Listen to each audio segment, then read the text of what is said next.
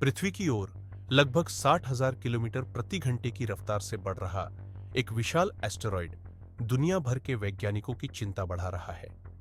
इस एस्टेरॉयड का नाम 2024 वाईआर फार है, जो किसी बड़े शहर को पूरी तरह तबाह करने की क्षमता रखता है। नासा के वैज्ञानिकों ने इसके पृथ्वी से टकराने की संभावना और संभावित प्रभाव क्षेत्र का अनुमान लगाया है, जो भारत समेत कई देशों के लिए चिंताजनक है। नासा की ओर से फंडिंग वाले कैटालिना स्काई सर्वे प्रोजेक्ट के इंजीनियर डेविड रैंकिन ने एस्टेरॉयड की वर्तमान गति और दिशा के आधार पर एक रिस्क कॉरिडोर का नक्शा तैयार किया है।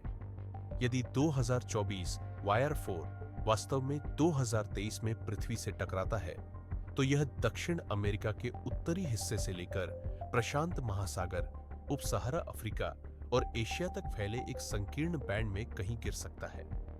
चिंता की बात यह है कि इस रिस्क कॉरिडोर में भारत का चेन्नई और चीन का हाइनान द्वीप सहित कई घनी आबादी वाले क्षेत्र शामिल हैं। नासा के अनुसार इस एस्टेरॉयड के 22 दिसंबर 2023 को पृथ्वी से टकराने की संभावना 48 में से लगभग 2.1% है।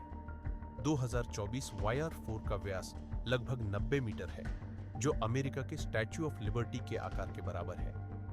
यदि यह एस्टेरॉयड किसी आबादी वाले क्षेत्र में गिरता है, तो यह भारी तबाही मचा सकता है। विशेषज्ञों का कहना है कि यदि यह टकराता है, तो यह 8 मेगाटन टीएनटी के बराबर विस्फोट कर सकता है, जो हिरोशिमा पर गिराए गए परमाणु बम से 500 गुना अधिक शक्तिशाली होगा। रिस्क कॉरिडोर में शामिल देशों में Bharat, Pakistan, Bangladesh, Ethiopia, Sudan, Nigeria, Venezuela, Colombia और इक्वाडोर जैसे देश शामिल हैं। जहां यह गिरेगा, वहां इसके प्रभाव की तीव्रता निर्भर करेगी। कॉरिडोर के अंत में गिरने वाले क्षेत्रों को एक हल्का झटका लगने की संभावना है, लेकिन केंद्र के करीब गिरने वाले क्षेत्रों में भारी तबाही हो सकती है।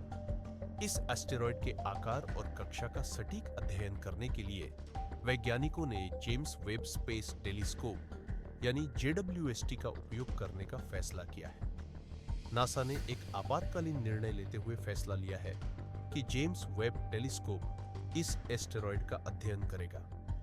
JWST के इंफ्रारेड सेंसर का उपयोग करके वैज्ञानिक एस्टेरॉयड से निकलने वाली गर्मी को मापेंगे, ताकि इसके आकार और कक्षा का बेहतर अनुमान लगाया जा सके।